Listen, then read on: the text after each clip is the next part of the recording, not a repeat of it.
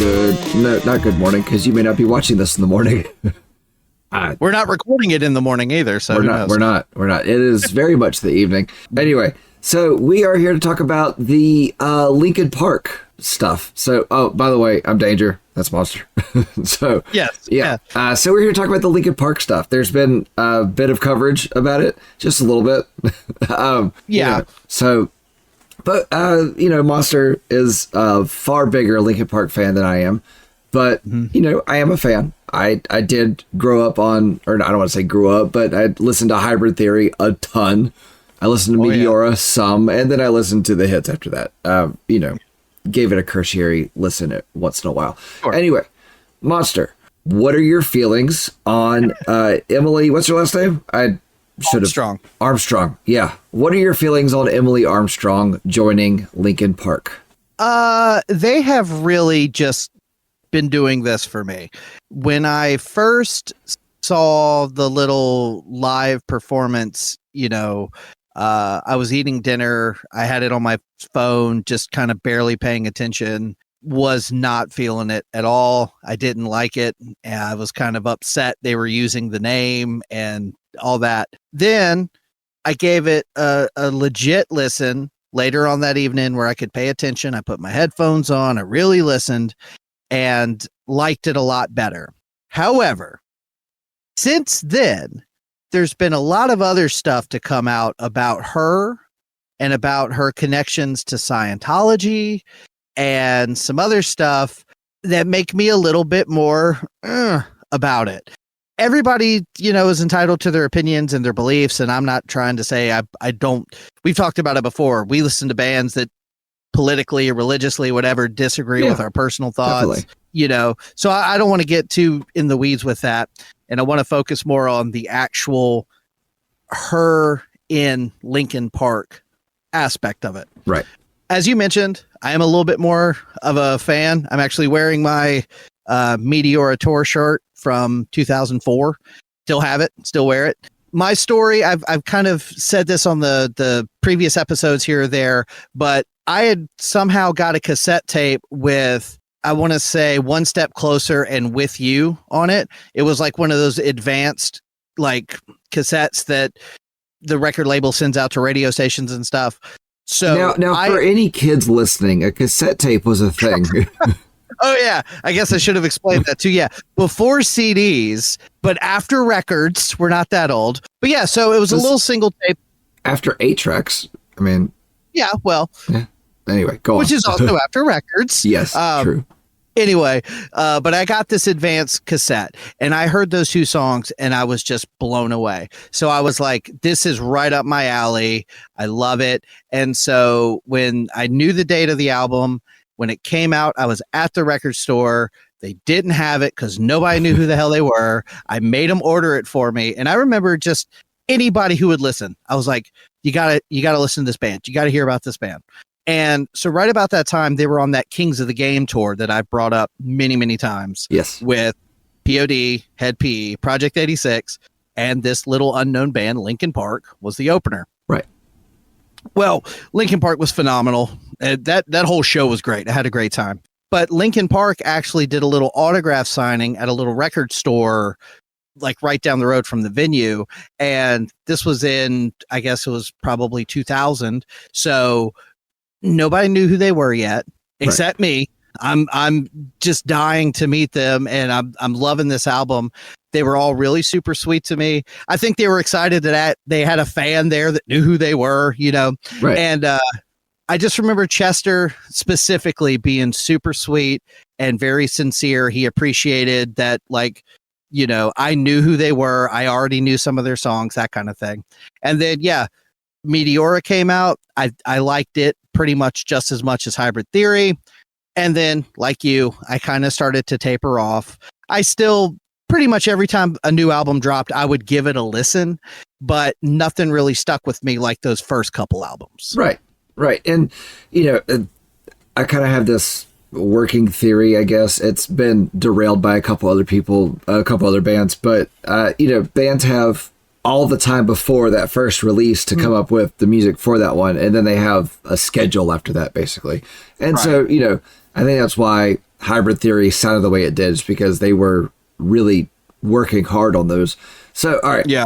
With all that being said, let's talk about, Chester's gone. Sure. And so, Linkin Park kind of floundered for how many years now has it been since Chester? I want to say, I guess I can look it up what year he died. But I was going to say, I think their last album came out in 2017, maybe. So it's been a few years. So they kind of floundered there for a while, and I think they kind of didn't really know what direction to go. I think they were trying to just grieve the loss of one of their bandmates. And I know Mike Shinoda, for a while Chester was still with them, that, he was kind of trying to figure out what his place was and things. And yeah, he passed away in 2017. Okay. And I believe that album also came out in 2017. Yeah. Mm-hmm. Okay. So, all right. So Chester's gone. Mike Shinoda has kind of been forced to step up as the guy, the face of the band. And so after a while, I feel like they started going, we got to find somebody to fill the shoes. And if they wanted to, and this is kind of my whole feeling on it, is if they wanted to keep moving on with the same sound, they could have gone to any tribute band, any cover band, and found somebody that sings like Chester did. I mean, all you got to look at is the movie Rockstar. And I mean, that whole movie is about a band that found somebody from a tribute band that sounded like the lead singer. And I've seen clips of some of these Linkin Park tribute bands and cover bands that there's a couple guys out there that can really do it. Oh, yeah. So, I listened to Mike Shinoda talk about why they picked Emily, and he said it was they, would bring her into the studio and she would, do something, and then they would bring her back in and she'd do something else. And he said they just kept bringing her back in and found that she kind of really jived with the rest of the band and really fit. Cool. I get that. I mean, you and I have talked about how being in a band isn't just the talent, it's also, right, who the person is and if they can get along with everybody. So I guess Emily Armstrong is that for them. Cool. Fine. Now, I'm going to reference something that you and I actually experienced together, which was where Maddie Mullins is now the lead singer for Amber Lynn. And we kind of looked at it as, okay, it sounds good, but it just sounds like a really good cover band. Right. And that's kind of what I felt like that they sounded like, is a really good cover band. Now, Chester had a way of singing with emotion that a lot of other people don't have. And she's not going to have the same emotion that Chester did in those songs. Now, once they start putting out songs that she's writing the lyrics for, we'll see. But I can't speak to that right now. Yeah, and I feel like in the performances I've seen, she is really trying to capture that feeling. Oh, yeah. But also, and I've listened to Dead Sarah a little bit, the band she came from. Right. And she's always had kind of that raspy voice and that like real kind of loud scream. So I'm sure she's trained her vocals well and, she can handle it. But every time I watch a video of them doing one of those older songs where Chester's really screaming, I just keep thinking, God, is her throat going to last? Like, is she going to be able to do this? Like this little quote unquote tour they're doing right now, which is just like 6 or 8 dates or something on different parts of the world. I mean, she'll probably be fine, but I don't know that she can do what she's been doing at these performances on a 30-date tour. Maybe she can, maybe I'm off, but it just doesn't feel that way to me.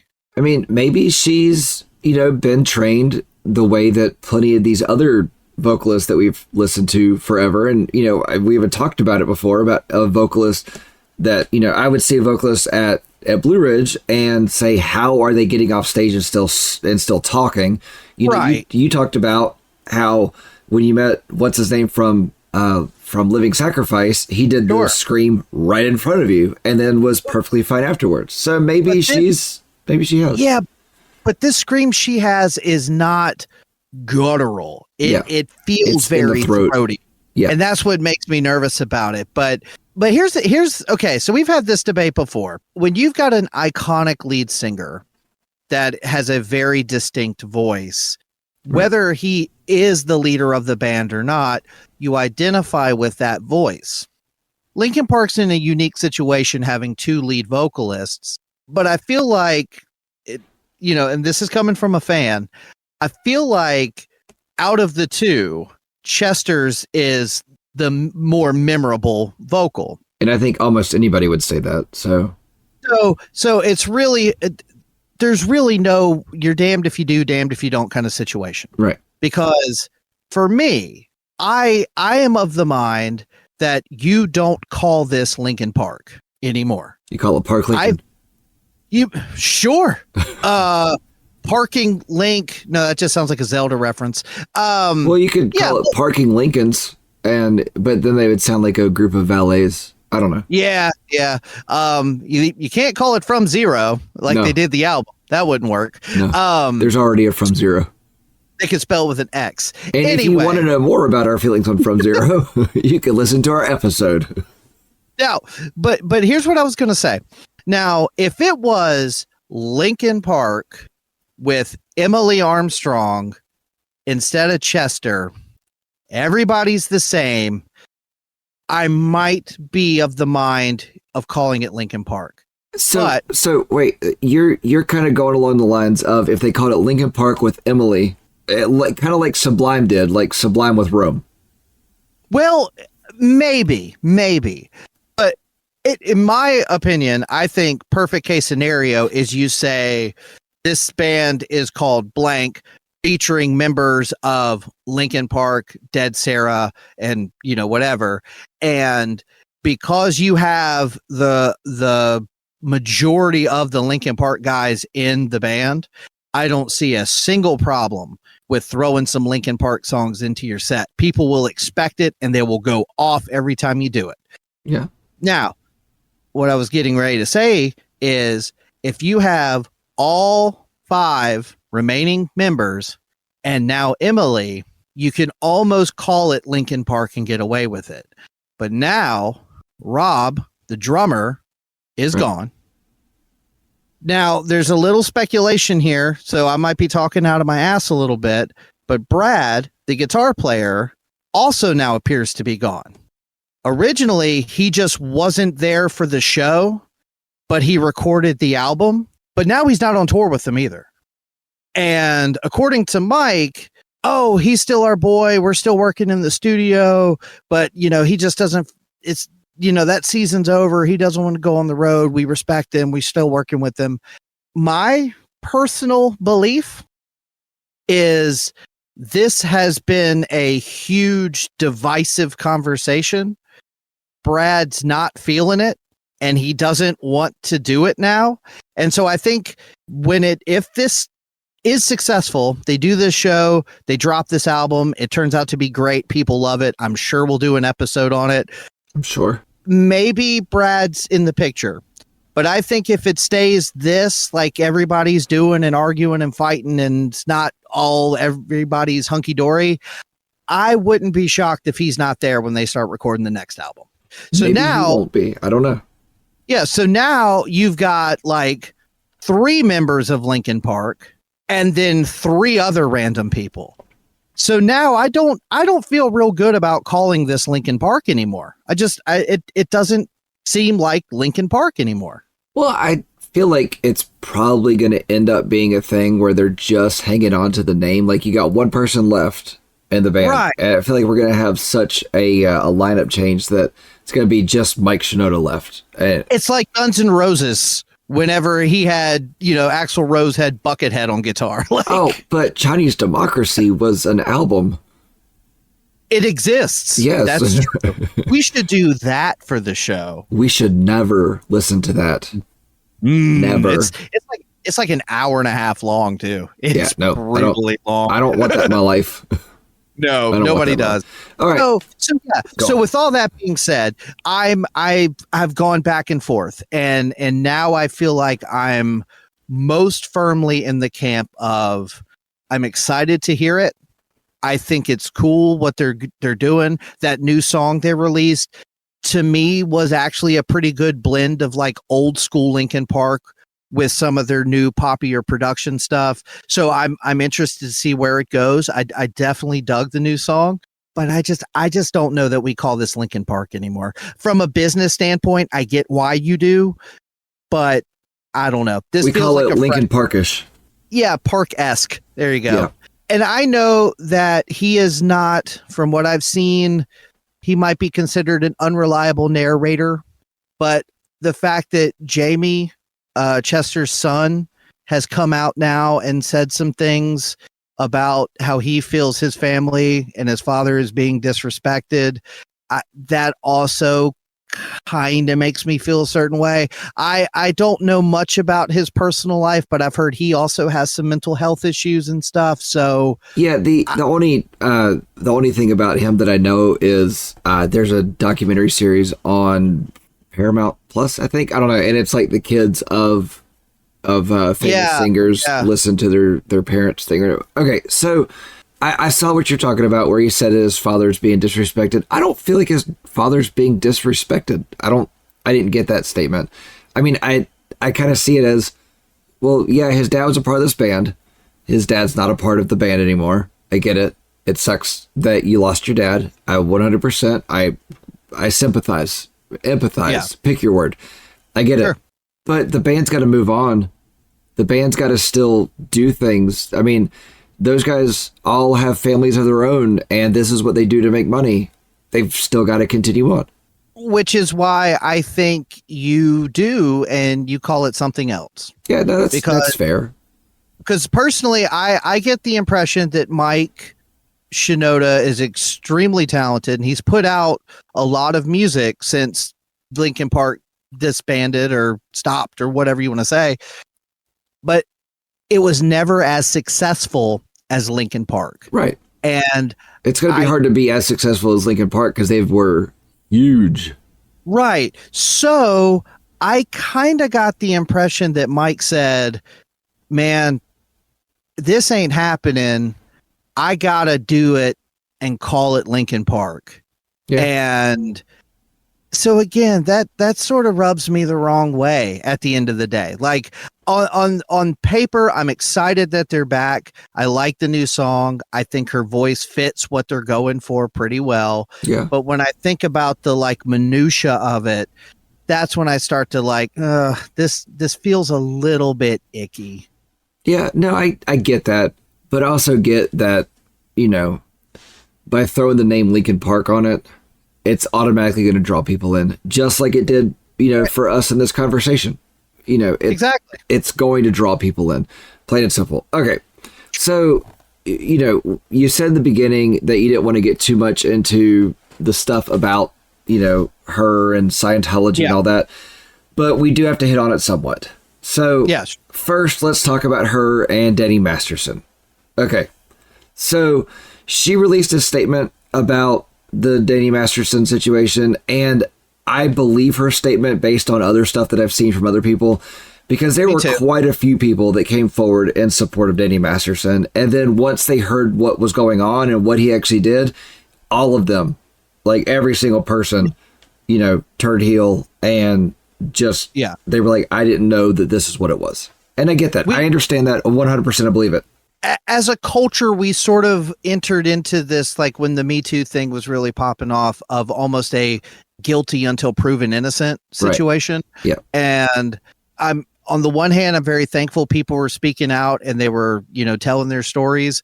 But on the other hand, there was a lot of gray area, and there was a lot of hard to tell who was telling the truth and who was in it for a cash grab. And so if you found out one of your friends was accused of something heinous and they're telling you they didn't do it, and you've been friends with this person, you're probably going to, you know, stick up for them a little bit. Yeah. When the come out and you find out what's really happening, then you step back and you say, hey, I was wrong. I don't want any part of this. And you leave it. And that's what she did. Right. So on that part of it, I'm kind of on her side with that. Yeah. Now, on the Scientology part of it. Okay, so, all right. So I did a little bit of digging on it, and I had a hard time finding anything that I could grab onto to support that she is part of the Scientology church. And now if a person wants to believe in Scientology, that's fine. Believe in what you want. We could look at anybody believing anything and find a reason to call it crazy, and that's whatever. But on Scientology's Wikipedia page, they're all about their celebrities. And I fully believe that Scientology has a firm hold of their Wikipedia page. And I'm sure. And she's not listed in the celebrities that are part of the church. I couldn't find anywhere else that she's listed as a celebrity as a part of the church. Now, I feel like as soon as she would be announced, or as soon as she was announced as a new vocalist for Linkin Park, Scientology would go, let's put her name up. Let's make sure people know that she is a part of our church. And that hasn't happened. So, okay, how much is she a part of the church? I don't know. Right. So from what I have seen, and again, just reading articles and Reddit threads and stuff from, so who knows how legit any of this is. But from the little bit of research I did, it would appear that her family was in the Church of Scientology when she was born. She was basically born into it. Right. How much of a practicing Scientologist she is, that I don't know. But from what I understand, if you're born into it and you're a part of it, it's been well documented. It is very hard to leave. Yes. You are very much not allowed to say anything negative, or that can come back to you. So I get the impression that her family is in it, and she's not going to say anything negative about it because of fear of those things. So that kind of freaks me out a little bit, because I know that there are some things that people have said about Scientology and some of the stuff that they've gotten involved with. And, Chester has told stories about how he was sexually assaulted when he was a child, like younger. And so again, it just feels a little weird, like that they would get a person with ties to something that Chester has sort of been against. And I don't know, that part of it too feels a little odd. Yeah. I don't know. I just, as far as, go on. Like you said, how deep in it is she? Like, is she a practicing member that is fully involved, or is it all overblown hype because people are trying to sell click space, Yeah, which I don't know how one is really a practicing Scientologist, but that's a conversation for a different day. Yeah, I don't know. Yeah, I don't know the ins and outs of it. I just know that Scientology is not good. So from what I have seen and read, it is not something I am interested in. No. Yeah, no. So, I don't know if the church would label us suppressive people now, but, No, I've not said anything bad. All I said is there are articles and documentation that suggest they have done bad things. Don't let their fear get you. No, I think they're fine. They're all fine. Sure. Okay. So, all right. So I will be interested to hear Emily when they start writing stuff that she's writing the lyrics for. I don't know how much of the lyrics she wrote for the new album. I do think there are certain songs that they should retire. Like they should retire Numb, Crawling. There are certain songs that Chester just did a certain way that nobody else is going to, and out of respect for him, they should retire those songs. And yes, are they the biggest hits they've ever had? Yeah, but they should still do it. Chester was amazing on those songs. He really genuinely was. Chester had a voice that nobody else had. Sure, you got some good cover bands and all, but those guys aren't Chester. Plain and simple. Right. Yeah, and it's interesting you would bring up like Emily's lyrics, because what a lot of people don't know is even some of those songs where people talk about Chester's lyrics, especially on like One More Light, there's these songs that kind of sound like they're a cry for help, and given what happened, it certainly feels that way. But if you look, Mike wrote a lot of those lyrics. Yeah. So it'll be interesting to see when it's, when the album comes out, how many songs Emily does write lyrics to. Again, I've listened to a little bit of Dead Sarah. I'm not familiar enough to say she's a good lyricist or a bad lyricist. I just know that she's got this voice, it's impressive. So yeah, it'll be real interesting to see how the album does. I feel like giving the hype surrounding this, given that they did this big, couple of shows and all this stuff, and they're only playing one song off of the new album, and they're playing all old classic songs, in my mind, doesn't bode super well. Like, it feels sort of like they're kind of cashing in on the name and everything way more than, aren't you excited? We're back. Check out our new material with our new singer. It's more like, yeah, we got a new singer and a new album, but remember Crawling, and yeah. So it'll be interesting to see what the album actually turns out to be. I do feel like there is part of this that is a cash grab, but I also feel like a good chunk of it is these guys have families to feed. They've got, this thing they've got to do to make money, and throwing Linkin Park's name on it's going to make them money. Yeah, sure. Like you said, is it only 6 dates they're playing worldwide? Something like that. Yeah. It's like, I know it's not a super involved tour, but right. They're going to sell every one of those out if they haven't already. And they are probably going to sell out the first part of whatever tour they go on after this album comes out. I got a feeling that that's going to slowly taper off. I really wouldn't be surprised if we see Linkin Park kind of move to like the second band on the list for a tour for somebody else. See, I think we're past that. I think we're at legacy status now. It is okay. Maybe it is. Like, I don't, to bring up Guns N' Roses again, I don't think you're ever going to see from here on out, if Guns N' Roses goes on tour, they're not opening for nobody. They are the show. Same with like Motley Crue, Metallica, any of these bands that have been around that long. I don't see Linkin Park. I could see Linkin Park doing like a big tour with 2 or 3 openers that are also really big. But yeah, I think right now they have entered that legacy status, or at least in their minds that this is putting them into that legacy status, but we'll see.